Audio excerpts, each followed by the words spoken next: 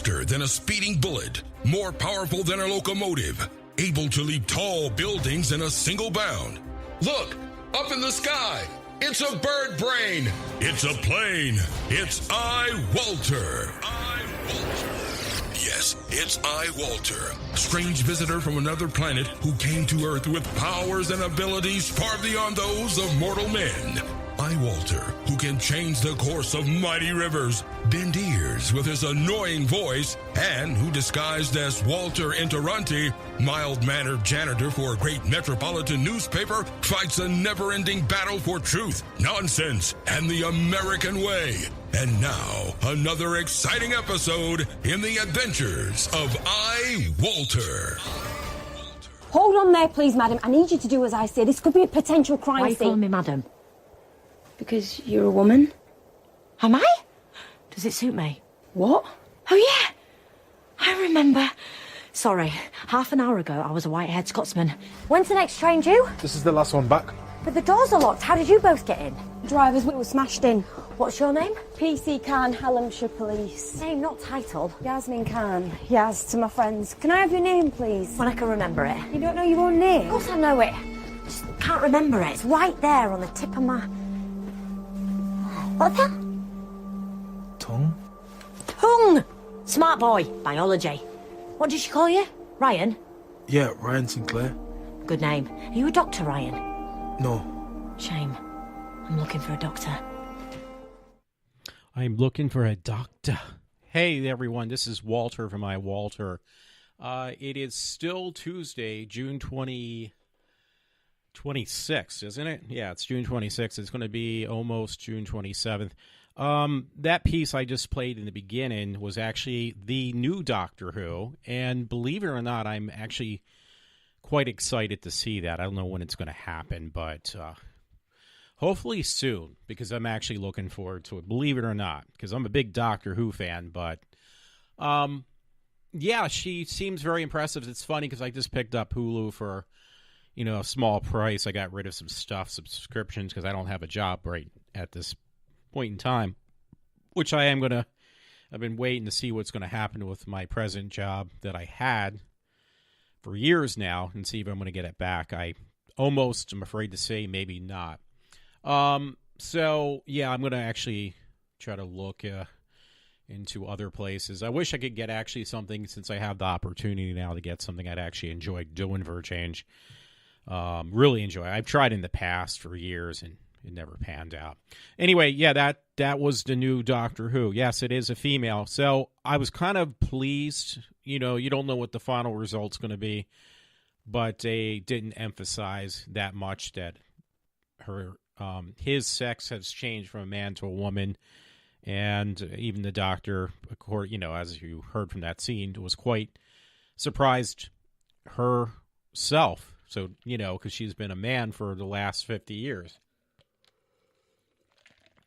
And the Doctor is a Time Lord, if you did not know that. So, yeah, I'm glad they wanted around it that way. I just hope they continue to not make too big of a deal out of the fact that you got a female actress and you just played the role as it has always been played, as an alien, not as, well, we got to support women and wear a pink hat on her now. I hope it doesn't go that far, because that would really disappoint me.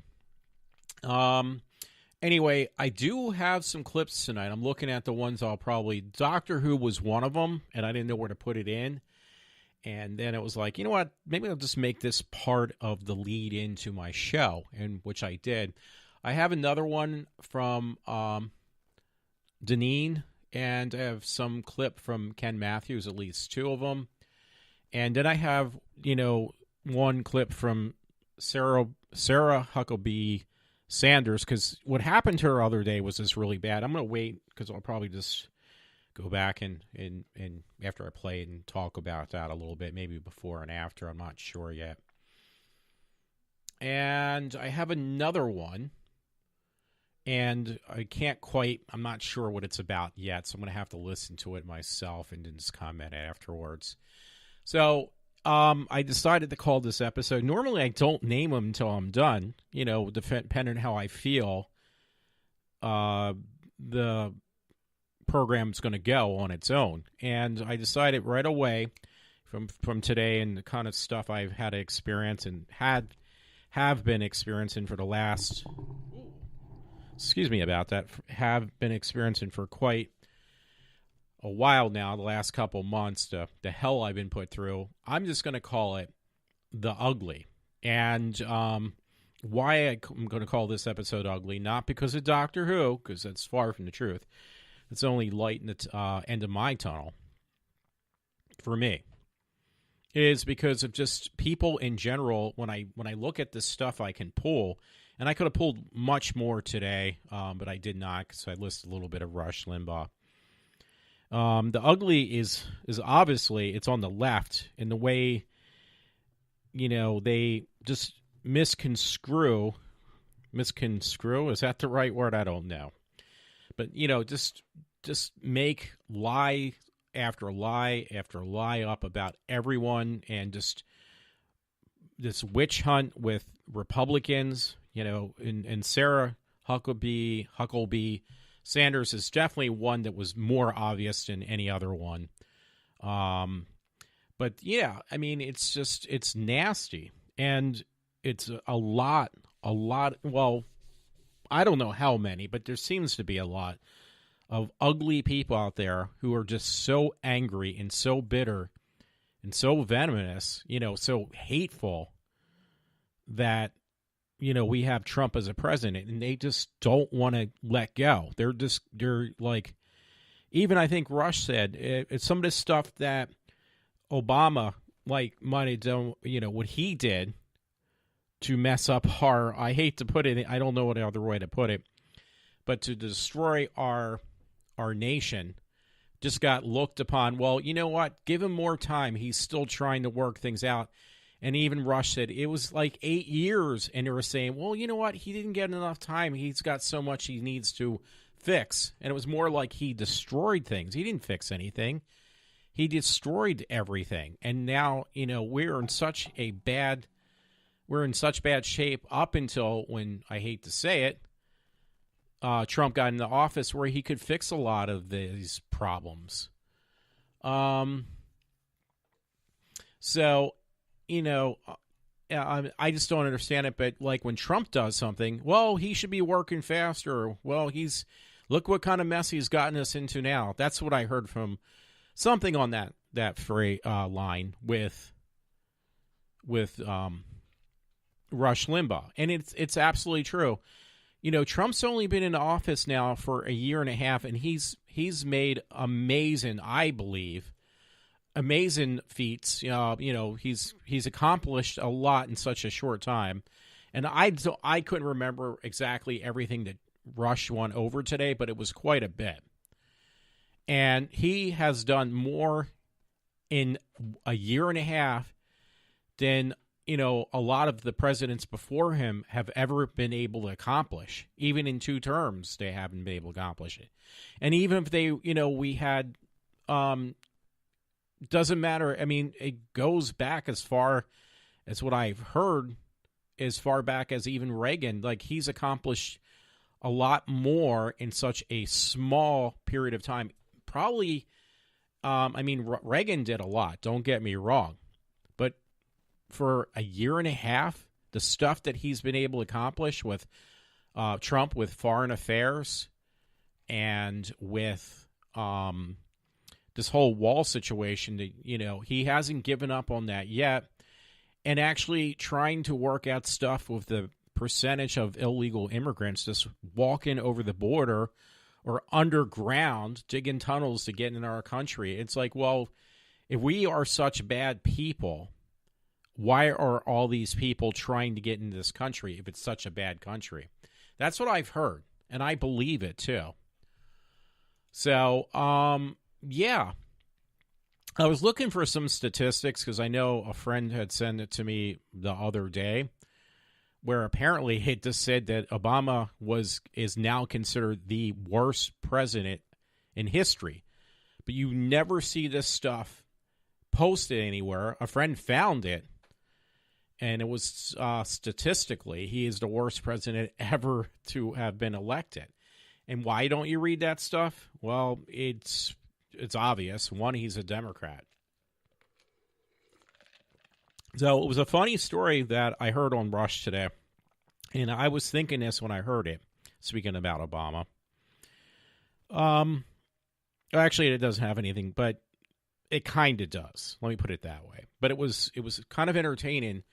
Some caller called into Rush Limbaugh today and said, well, you know, with this incident that happened with Sarah Huckabee Sanders, why were, like, you know, it's the same situation. People don't agree with her because she's a conservative Republican, and they chase her out of the restaurant. So she quietly gets up, and she goes to another restaurant. I might even just play what she says, since I'm talking about it now, or speaking about it now.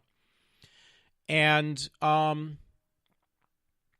yeah, she goes to another restaurant where they follow her. Well, from my understanding, it was press or just people from the restaurant that work there, and harassed her where she went afterwards. And do you call that, like, being really mature or professional? Not my opinion. No, not at all. So, and the thing was, this came up with Rush, and the guy said, well, okay, and Rush did answer it. Well, how come this situation ended up being so such a big deal? You've heard it on the news and stuff. But then you had this situation where two guys go into, in Philadelphia, they go into a Starbucks, don't buy anything, and just sit there. Basically, it's not soliciting, but what do you call that? You're sitting there, you're not buying anything, and that's a place that needs to make they're there to make money, not to just let people sit there and not purchase anything. So they needed to use the restroom, but they never bought anything. So what happened? Well, they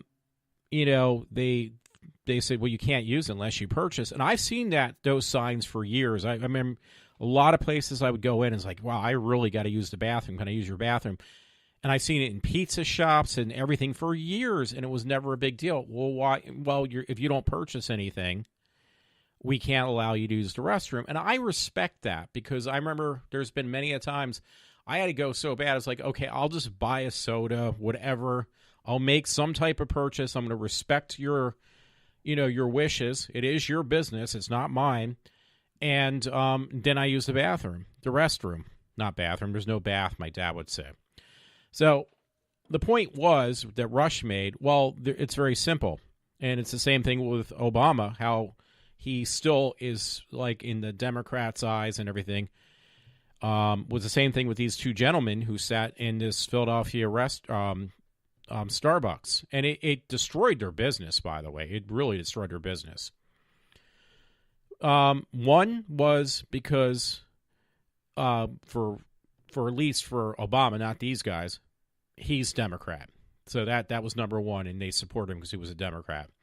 Two, and the main thing was in both these cases, the same thing in both these cases, all three, the two guys in Starbucks and our president, is African American. So whatever you say, you can't say anything because it's very disrespectful, and it becomes a racial issue and a whole, it becomes a mess. So nobody wants to touch it. They just walk on eggshells with these situations. Now I usually am making these stories about women and how their rights, they have more rights than anybody because just of their gender. Well, what about Sarah Huckabee Sanders? She's a woman. Well, she is a Republican, a very stern conservative, and she, doesn't back down on anything. So they don't like that. The left does not like that.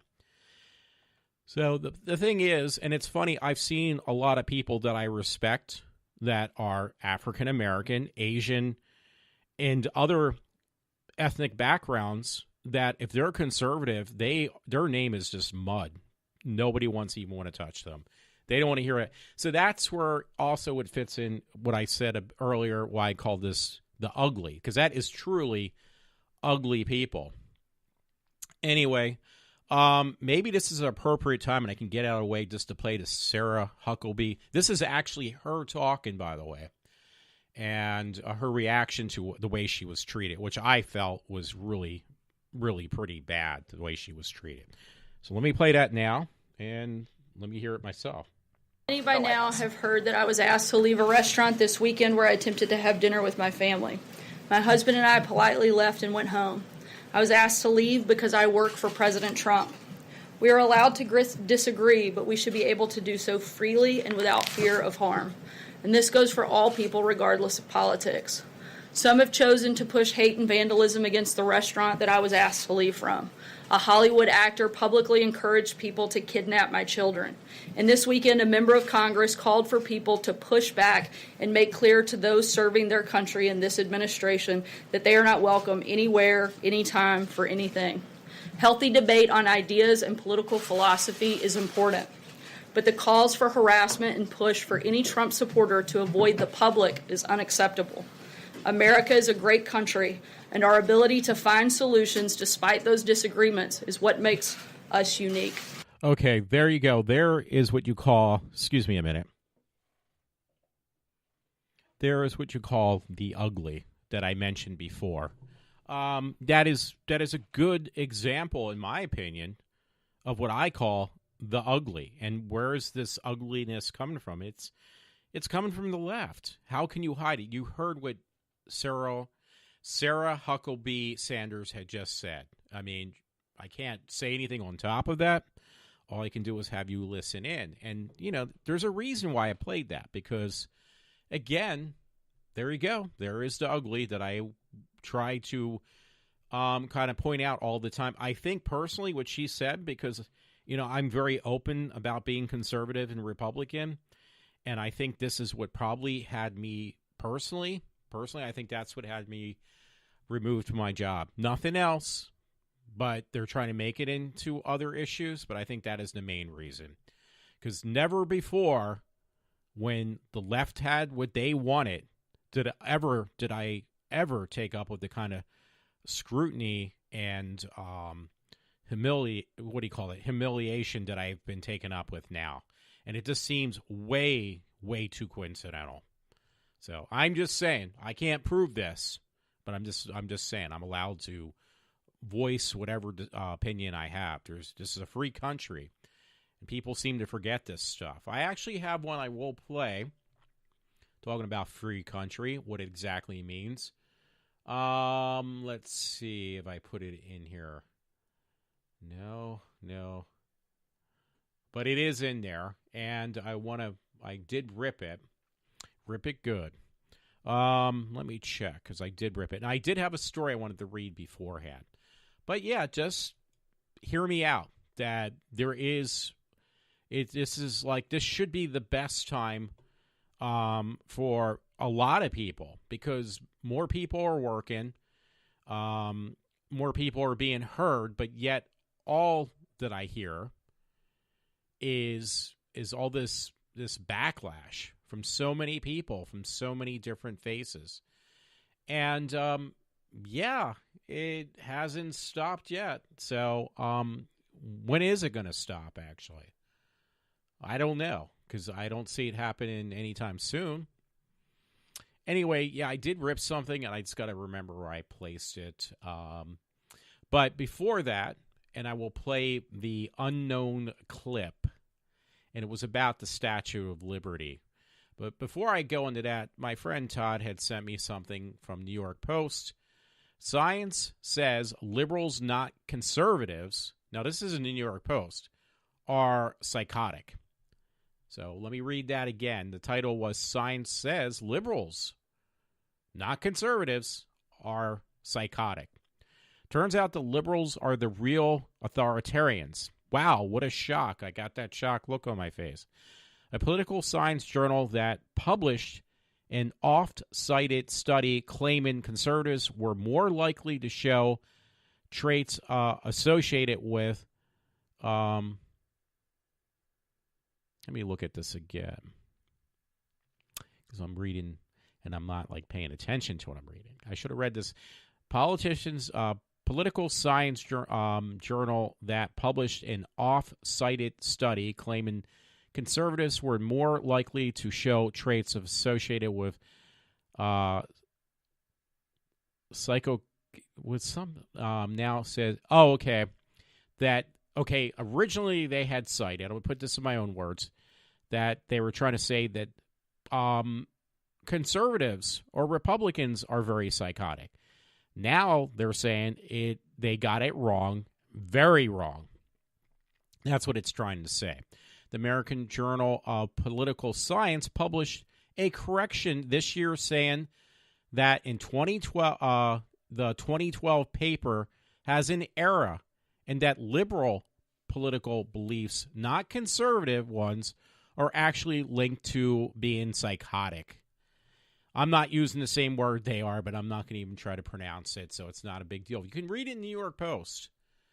And that was on June 9th, so I don't know where friend Todd found it. So, again, that's very not shocking, but it's not shocking at all. It's what we've been saying the whole time. So anyway, let me get this one about the Statue of Liberty. It was really cool. I just got to find out where I put it. So I'm going to look for it, pause now, and play it. Immigration. Donald Trump believes in deportation nation. Es un payaso, un idiota. Democrat Senator Tim Kaine claimed that when the French gave the Statue of Liberty to the U.S., they wanted it to symbolize immigration. Given the poem currently underneath the statue, that's an understandable claim to make. But it's wrong. I'm Anders Hagstrom, and these are the facts! The citizens of France commissioned Lady Liberty as a symbol of friendship after the American Civil War. According to French political thinker Edouard Laboulaye, the intent was for it to embody independence and enlightenment. Independence, like countries with borders separating them from other countries. And he's probably right, because the guy who designed the statue agreed. Sculptor Frederick Bartholdi said the Colossus was supposed to embody liberty enlightening the world. So why do people today so closely associate Lady Liberty with immigration? Because of the poem engraved on its base. You've heard the words before. Give me your tired, your poor, your huddled masses yearning to breathe free. But the poem, written by Emma Lazarus, can hardly be said to embody the intent of the French. In fact, at the statue's dedication in 1886, the poem wasn't even there, nor was it mentioned. It wasn't even engraved on the pedestal until more than a decade later in 1903. Obviously, in the years since, Americans have dropped the intent of the French in favor of the Lazarus poem. America! But for Kaine to say the French built the statue to get America to take more immigrants, that's just not the case. Weird little dude there, huh? So why did he say it? Because he wanted to stump for immigration while the Supreme Court is considering Trump's travel ban. In reality, they were enshrining our independence, a thing that becomes precarious if you don't have borders. But thankfully for those borders, Tim Kaine is not in charge. Okay, I'm glad I ripped that footage because, you know what, I renamed it. I did not put Statue of Liberty on there. And guess what, folks? This is no shock. The guy who makes these little videos, the Facebook completely removed all his stuff now. Because I had another one I ripped when the same guy was talking about Hillary Clinton with some of her BS. Yeah, I'm not even kidding. I tried looking for the link. I actually had the original raw. I only ripped the audio this time. The original audio from this segment. And it had the video file on there. It was replaced with some plastic surgeon's video in his place. And some other videos that I had ripped from this guy are no longer there. They said there were some technical difficulties. You know what those are. Well, you don't agree with us, so we can't have that. So, the guy actually really upset Facebook, so they removed all his stuff. Same thing that kind of happened to me a couple years ago, or a year ago when they didn't like what I was posting, so they basically shut my webpage down for a whole year. Yeah, it's interesting the BS that they get away with. I don't know, and it's not going to stop. Unfortunately, it's not going to stop. Again, there you can thank You can thank the left for that one too. Oh, hey, we're entitled to our opinion and you're entitled to our opinion. I mean, really, I'm glad I had that footage because I hope you got something out of it. I know I did, like I always say. Thank you, Todd. You did send me an article. It was in Philadelphia where it was titled, again, it was New York Post, and it was today. Well, now it's yesterday. Movie theater calls cops after black family asks for refund. And there's a video, which I would have ripped it, but it's like 5 minutes long. Somebody on their cell phone is videotaping the problem with this African-American family making a scene in Philadelphia at the movie theater. They wanted a refund for some movie, which they waited until they saw the entire thing to make a big scene. So, I don't know. I just don't want to go into it. I know it's kind of stupid stuff, but I just wanted to say thank you, Todd, and I had to mention that. It's just, I'm so tired of people getting away with everything that normally years ago no one got away with. I don't care who you were, what your background was, or whatever. But you didn't hear this nonsense. Now all of a sudden everybody's crying out that they're being victimized. And again, I said this before, it gets really old. I mean, how long is this going to go on for? Apparently it can go on for a very long time, and it's just so happened to become a big issue as soon as Trump had got elected. The night he got elected, it started then, and it just never ended. Okay, so I did have some stuff. The one from Deneen, I think her name's Deneen, hers was really good because she actually goes on about, she's really good. And she was also discussing about, what do you call it? Sarah Huckabee Sanders. So, a friend named John, he actually reposted, or he posted the same thing I did, and somebody didn't appreciate it. Yeah, see, you can't speak up at our job if you are, and I'm not going to even say my job, but that is part of it. But if you're a Republican and conservative, you can't come out and openly speak what you believe in, because it's going to be the end of you. I mean, there's no other way around it. It's the end of you, which has never been heard when 8 years of Obama, you never heard of anybody like. Then people were even just as well. They were less aggressive, but they weren't very friendly. Again, going back to that word, ugly. Referring to ugly people, and I'm not talking. Well, externally, yeah, they are ugly because the way they show themselves. But the ugliness is actually from inside with a lot of these people. Yeah, I want to play the one from, I think it's Deneen, because hers is really good. It's a bit long, but it's worth listening to. And the one I originally was going to go for, wow, I don't even see it on here, was... it was a video. It was a video clip from YouTube that I ripped the other day. I was going to use. I got to find that too. So let me play the Deneen one first. That gives me some time to go forward. Okay, here we go. Is actively trying to shut down women and federal employees over President Trump's immigration policy. Exposing lies, revealing truth. Here's the deal with Deneen Borelli. President Trump's decision to adopt a zero-tolerance policy at the southern border unleashed a vicious intimidation campaign to harass and embarrass women and federal government employees. And you'll never guess who's backing this intimidation campaign.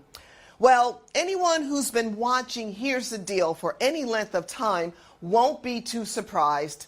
That's right, Democrat Representative Maxine Waters. Waters is throwing gasoline on the harassment flames because she wants President Trump officials called out and harassed in public. for these members of his cabinet who remain and try to defend him. They're not going to be able to go to a restaurant. They're not going to be able to stop at a gas station. They're not going to be able to shop at a department store. The people are going to turn on them. They're going to protest. They're going to absolutely harass them. And Maxine said this about President Trump at a children's toy rally. History will record that while he tried to step on all of us, we kicked him in his rear and we stepped on him. Homeland Security Secretary Kirstjen Nielsen is a top target of the left. Left-wing protesters harassed Secretary Nielsen at a restaurant. Shame! Shame! Shame! Shame! Shame! And left-wing protesters played audio of crying detained migrant children outside of Secretary Nielsen's home.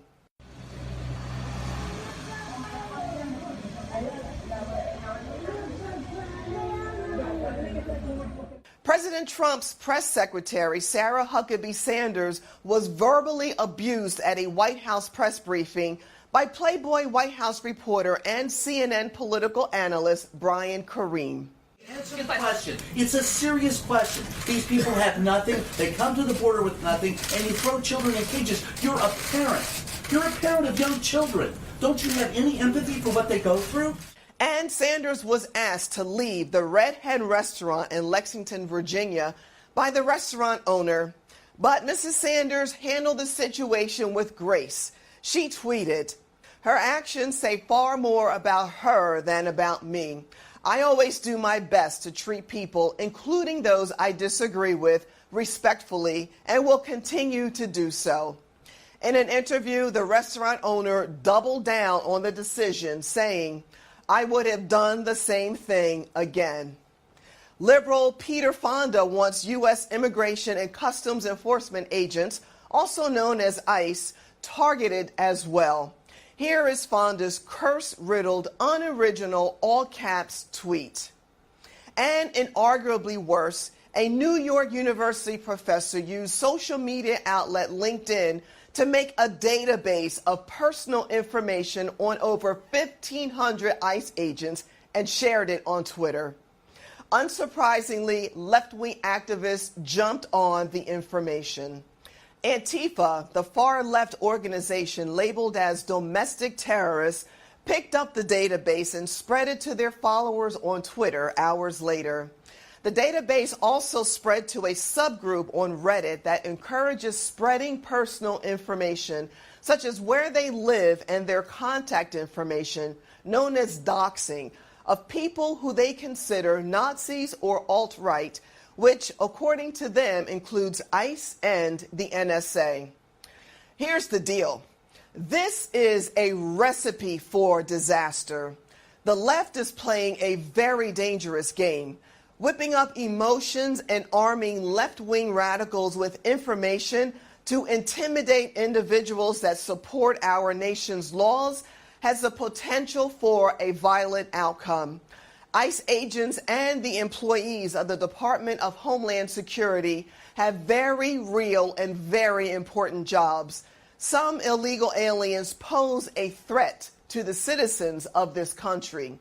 11 MS-13 gang members were recently charged with the kidnapping and killing of 2 Virginia teenagers. 10 of these gang members were illegal aliens, and there are countless families that have lost children. John Pena tells us about his 14-year-old daughter. She was found February the 8th, 1990. She was strangled, stabbed, raped in they threw her body in an artichoke field in Kesterville, California. And President Trump gets it. He gave remarks on these angel families. These are the American citizens permanently separated from their loved ones. The word permanently being the word that you have to think about, permanently. They're not separated for a day or 2 days. They are permanently separated because they were killed by criminal illegal aliens. But Democrats don't care about solutions. They only care about votes. They'll refuse to serve conservative customers and dox federal employees just for doing their jobs. The party of toleration? I don't think so. I'm Deneen Borelli with CRTV.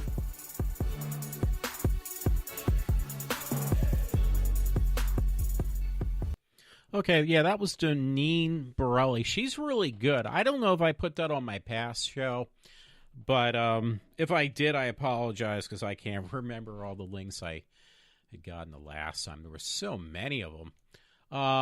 But yeah, that was really good. I liked what she had to say. I don't think actually I used the last show because this one actually talked about Sandra Huckabee. No, what is it again? God, I'm forgetting now. But Huckabee Sanders, is that right? Why am I drawing a blank, folks? But yeah, she that was new, so I can look it up real quick. Yes, Huckabee Sanders or Sanders Huckabee. I apologize about that. I don't mean to make that kind of mistake, but yeah, the point is, she brought it up too, and that was one of the reasons I wanted to fit it into my show. Plus, she's really good. I gotta adjust my mic. I normally try not to. Well, I do. Oh, that's much better. Okay, bye.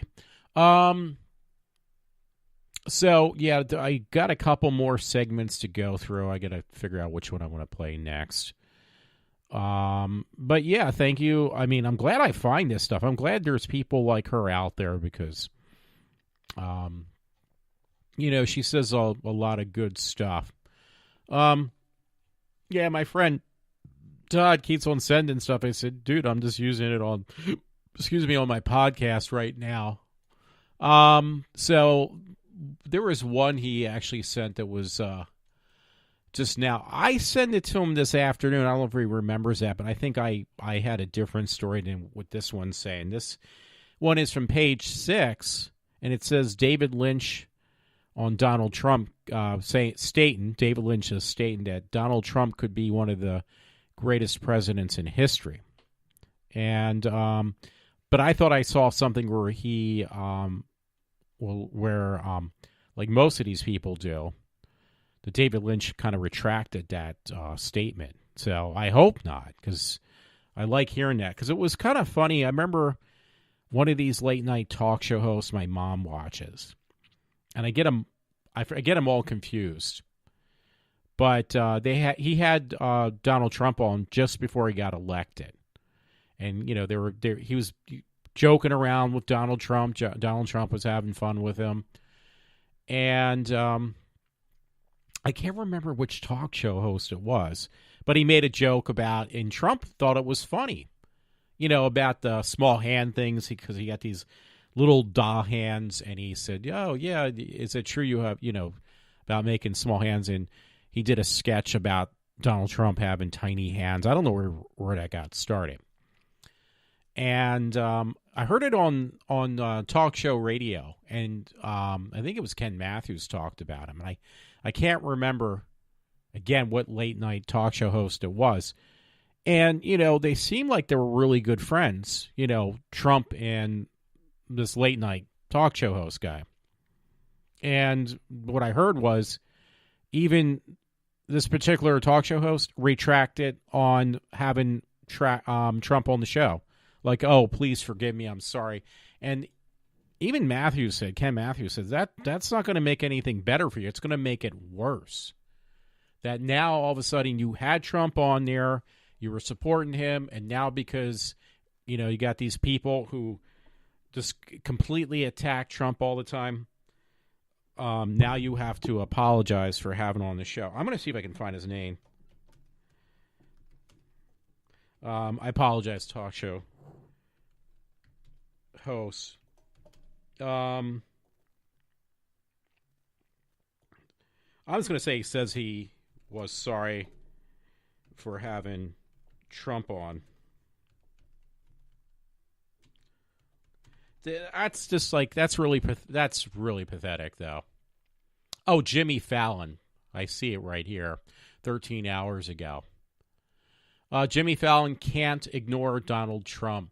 So that's really, really bad. Yeah, I'm surprised I found an article on that. Jimmy Fallon can't ignore Donald Trump. The late night host recently expressed his regret over his notoriously flimsy 2016 interview with then presidential candidate Trump, while admitting he only wants to make America laugh. So yeah, that actually, my mother really likes Jimmy Kimmel, and I don't think she will think any differently of him. I don't think she watches him like she used to anyway, thank goodness. But, okay, this was what it was. Okay, because I remember Ken Matthews talking about it. He was also, not about the hands, he does do that. Jimmy Fallon was making jokes about it, and Trump was really, he thought it was funny too. But he ran his fingers through Trump's hair because he was like, oh, is that really your hair? Because there's that whole thing of, who's goofing on Trump's hair. And Trump was a real good sport about it. He thought it was funny. And, again, they seem like they're really good friends. But, it reminds me of anything. It reminds me, once again, when I was a little kid, because I've said this in the past, and your best friend becomes your bully because he wants to become the cool person in the school. It's the same thing, but you're talking about grown adults doing this stuff, this nonsense. Grown adults acting like children. And that's exactly what it is. And I think Ken Matthews kind of said something on that line, too. Grown adults. Well, you know what? You no longer can be my friend because you're not cool, and I won't look cool unless I am now your lethal enemy. Wow, that's real professional. And you get paid how much? I mean, I'm sure they get paid pretty well for stuff. Well, I hate to say it, I hope he fails, Jimmy Kimmel. I hate to say it, but dude, if you want to act like a retard or like I'm sorry for using that word, but like a child, how's that? Then go right ahead, but don't expect anything. Don't expect anything promising in your near future, because I believe karma will surpass. And may God, I hate to say this too, this is a nasty thing, may God strike you down for being such an evil bastard now. Hey, there was one story real quick. I'm just going to throw it in here. It has nowhere else. It's not going to fit in my show tonight anyway, no matter how I try to place it. My friend Todd had sent me this story from Dreamin' Demon. I haven't actually posted any of these stories on from there in a long time. And it was from Great Falls, I guess, Michigan or something like that. Machete welding teen forced ex to have sex with her before pissing on his bed. This is machete. She used a machete, too. I don't know what it is with these people. I don't know. This is, once again, this is this generation of children. So, yeah. I do got a couple more. I got two from Ken Matthews. And I had one that I did not know what I did with it at first. I had another story I forgot to put in my folder. And I just did. And let me see if I can find a name of it, though. Oh, no, I can't. So anyway, there was one friend Matt had sent to me the other day. It's 13 minutes long, though. It was from YouTube. And it was like, okay, this was the main one. I told him. I said, hey, I really like, he emailed me this link on Facebook. I was like, this is exactly what I like to discuss on my podcast. Now, I'm trying to look for what it was about because I can't find it right now. So it was an audio rip, I think. And I'm sorry for pausing for time. But what I'm trying to do is not only, because I did find the file, but I just don't know what it was called, so I'm really bad with that. Actually, I can go on YouTube and see. But it was 13 minutes, because YouTube does it a history of, like, what you watched. Watch later history. If I don't see it, you know what? I don't particularly like doing things this way, but I might be forced to. Oh, okay, here we go. Thank you. YouTube history. I'm not really familiar with this woman, but Heather McDonald had something she discussed. It was 12 minutes and 8 seconds long, so I apologize. It is long, but it's really good. And what she talked about warns about the long-term effect of the hashtag #MeToo. I heard this and was like, yeah, I really need to use this segment. It is really long. Unfortunately, it will take me up to the close, and I did have a couple more clips, so it might be a little over an hour tonight. So I also apologize about that. Let me play Heather McDonald's clip. Thank you so much, Matt. Our world is about to be transformed thanks to Me Too. I'm not referring here to a cessation of sexual predation in the workplace. If that were the only consequence of the movement, it would clearly be a force for good. But its effects are going to be more sweeping and more destructive. Me Too is going to unleash a new torrent of gender and race quotas throughout the economy and culture on the theory that all disparities in employment and institutional representation are due to harassment and bias. The resulting distortions in decision-making will be largely invisible. We will usually not know of those superior candidates for a job who are passed over in the drive for gender parity. But the net consequence will be a loss of American competitiveness and scientific achievement. Pressures for so-called diversity, of course, defined reductively by gonads and melanin, are nothing new. Since the 1990s, every mainstream institution has lived in terror of three lethal words: all white male. Just one of those damning epithets alone can produce paroxysms of self-abasement. Silicon Valley startups and science labs quake before the label all or mostly male. Their varied ethnic demographics earn them no protection from the diversity racket. The New York Times recently criticized the board of fashion giant H&M for being, quote, entirely white. We can therefore infer that there were females on the H&M board, or else the Times would have broken out the biggest gun of all: entirely white male. When those two categories of alleged privilege, white and male, overlap, an activist is in the diversity sweet spot, his power over an institution at its zenith.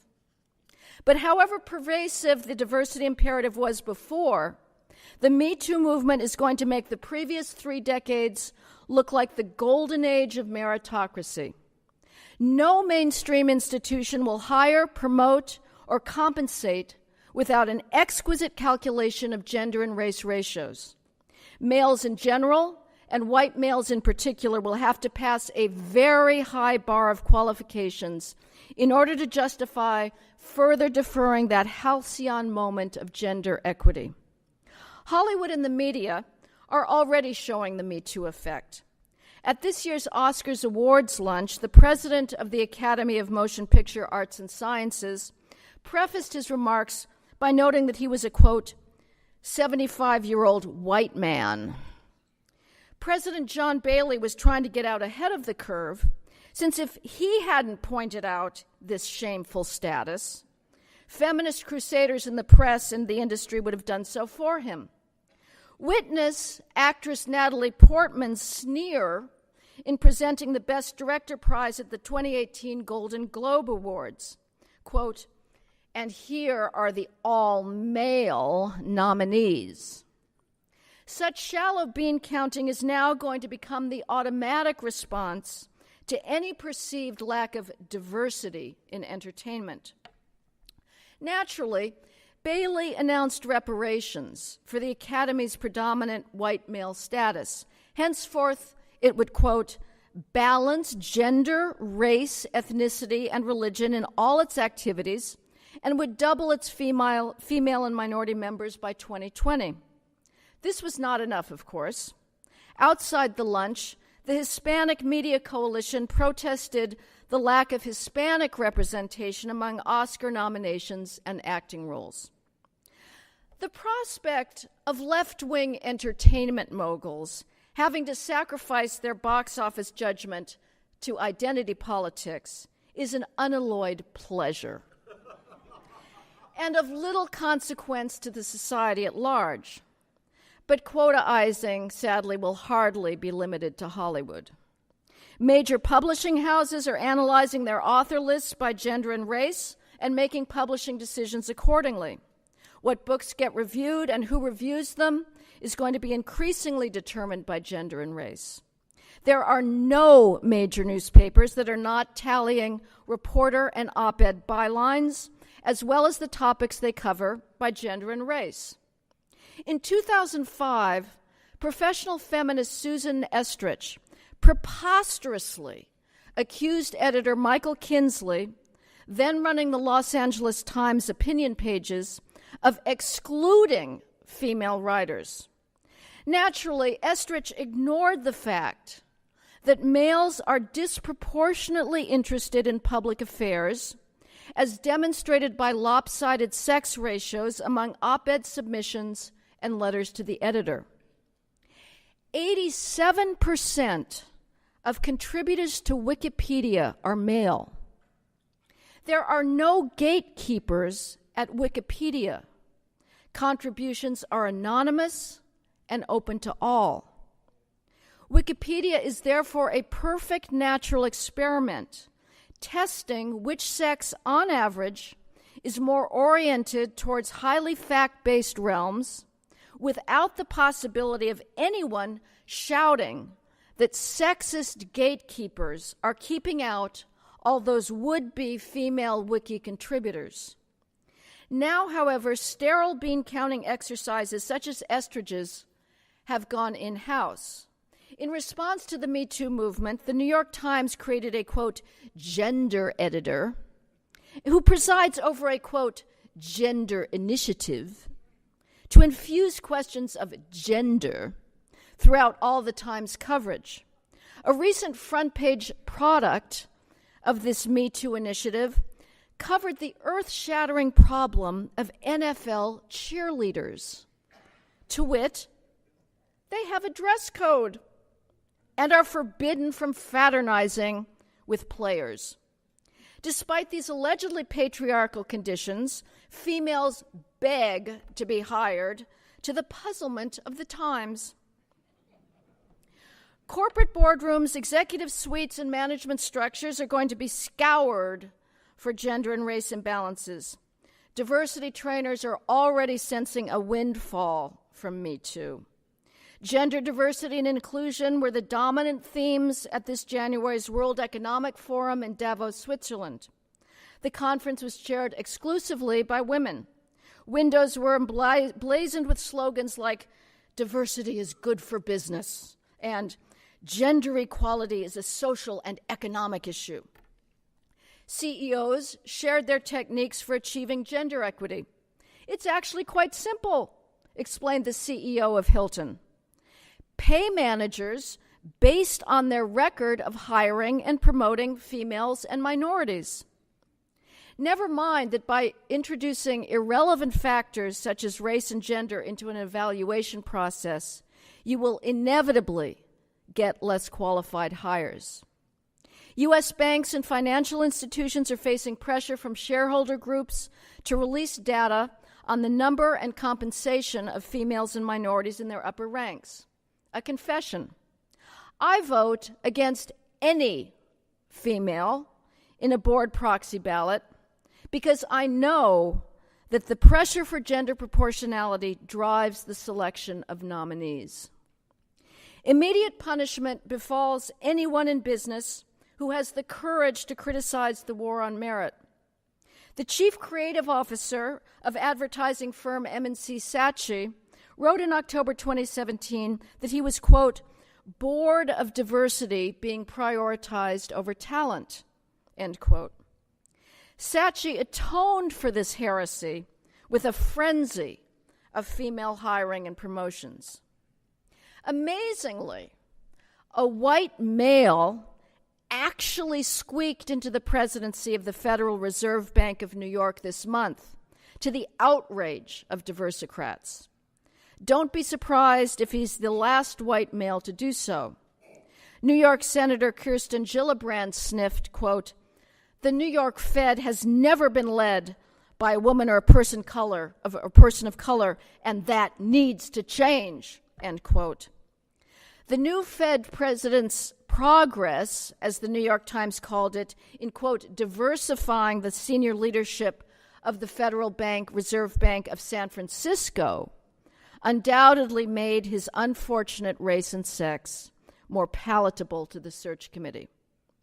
Me Too enforcers are even going after classical music. New Yorker music critic Alex Ross triggered outrage against the Chicago Symphony Orchestra and the Philadelphia Orchestra in February when he tweeted that they had programmed no female composers in their 2018-2019 season. Never mind that the Chicago Symphony Orchestra was even then performing Jennifer Higdon's Low Brass Concerto at Carnegie Hall, a piece commissioned by the Chicago, Philadelphia, and Baltimore orchestras. It is ludicrous to suggest that these institutions are discriminating against female composers, but Ross and his followers demand affirmative programming quotas. The public radio show Performance Today picked up the theme and ran a series of programs in March about gender and racial inequities in classical music. At a time of diminishing classical music audiences, it is profoundly irresponsible to direct the poison of identity politics at our most precious musical institutions. Doing so only encourages potential young listeners and culturally ignorant philanthropists, I'm thinking of you, Bill Gates, to stay away. The fact is, over most of music history, the greatest composers have been male. No amount of digging through score archives, however useful that enterprise may be for discovering unfamiliar works, is going to unearth a female counterpart to Bach, Mozart, Beethoven, Schubert, Chopin, or Brahms, among other geniuses. So what? We should simply be down on our knees in gratitude for the music that these geniuses created. Okay. Hey, I know that was a bit long, but it was really good. I already forgot who that was from. But the one thing that comes to mind, it just made me think of, I don't know why, is like the goofy thing that women do with these pink hats. And, you know, what that has to do, what does it have to do with what I just played? Probably nothing, but the point is just, you know, oh, well, I'm a victim, I should get what I'm entitled to stuff that, really? You should just be entitled to it because of your sexual orientation or your ethnic background? I don't think so. I mean, that's just me. But, you know, again, that was really good, that particular, what do you call it? That particular, that was on YouTube, by the way. I'm trying to look for her name. Oh, here we go. Heather McDonald. So I apologize about that. But yeah, my friend Matt sent that to me. I appreciate that. That was really good. There's nothing, you know, everything she said was absolutely true. Well, Walter, you're saying that because she's saying what you want to hear. Well, yeah, that's part of it. But you know what? The other part of that is at least she's willing to speak up, because you don't hear people like Heather McDonald on the news at all. They make sure that that is well hidden. And anything like Heather McDonald or what is it, Nadine and some of these other ladies that I like respect and listen to, you never hear about them. In fact, you're going to hear the opposite. Like, you won't hear them at all, or just going to get a lot of backlash. I feel really bad. By the way, when I was listening to that, again, with Heather McDonald, the one other thing that came to mind that it just dawned on me, again, maybe it's not directly related, but look what they even did just because women were and females were complaining for years about a college around our area. Matt probably knows where I'm going to go with this, but it was Beaver College was the name of the college back in the day, and apparently, well, we got tired of being reamed, and it was the name Beaver is derogatory, and you know they referred it to a woman's private part, and was like, well, maybe some people did, but that was the name of the college, and that was another thing they had to change because somebody or people found that offensive. It's like, you know what? It's higher education. So the people that go there should know better. And, you know, what happened to that whole thing where, you know, that old saying, sticks and stones may break my bones, but words will never hurt me. Oh, my God, you get bent out of shape over everything, including the name of a freaking university. You have to, so they changed it. I forget what it is now. It's been that way for quite a few years now. But, yeah, I remember when a college around here was called Beaver College, and they had to change the name because of, you know, some people who made stupid remarks about it. So it's just like, so bottom line, and this stuff's been going on for years, but now it's just like sevenfold of this nonsense. Like it's beyond belief. So I don't know. I have one last soundbite. It's not very long. It was from Ken Matthews, and it might have been one I did play on the other show the other day.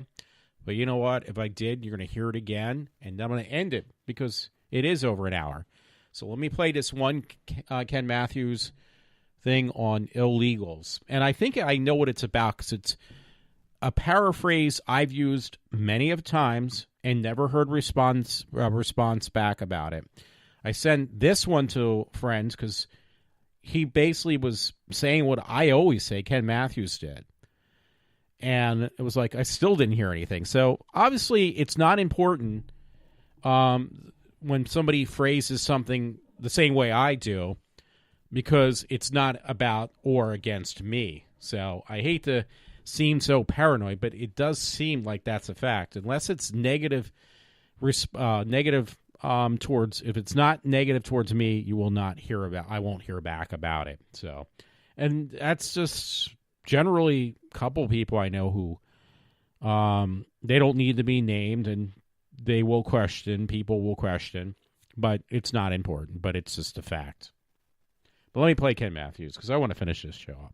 The same way I explained it to my 13 and my 16-year-old, which means it might be over the head for a 55-year-old liberal man, but I'm going to try it anyway, okay?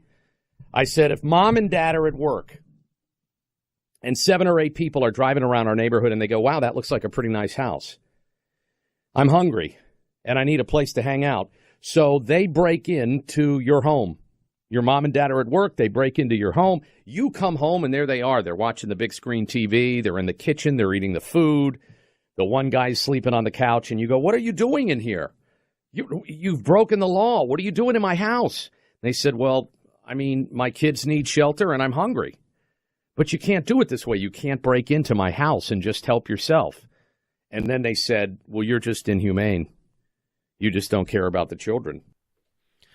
Okay, so hold on one second.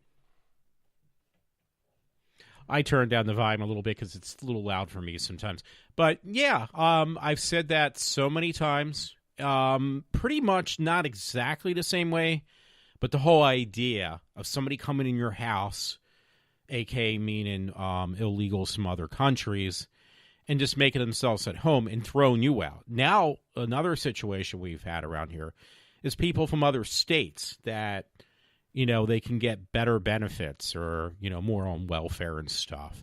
Because I have heard this from my one friend. That's his take on why we're getting so many people from other states coming here, because it's not to work, it's just to collect more on unemployment. And just basically, these are people that even in their states, they were just a nuisance. So they're moving out of their state because the states they lived in, they weren't wanted, so they're moving around us. I've heard that actually over the years. I remember in college and at work, there was different people I had, and they said, yeah, we got these people from New York or something who just moved in the house down the street from us, and they're really loud and obnoxious and stuff. And it's gotten progressively worse, because I've been out of school for quite a few years. Even when I went back to school for a couple classes, you heard that a little bit, but I do hear this from different people.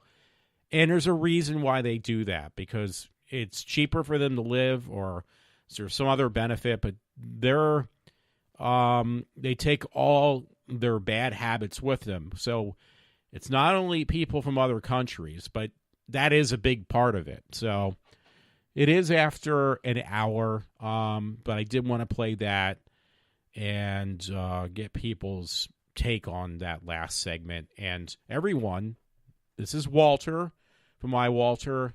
Yes, I'm going to sign off and have a good night, and probably good whenever I come back, which I don't know when. But thank you again for listening to me if you do. Have a good one. I'm not going to even say have a good night, just have a good one.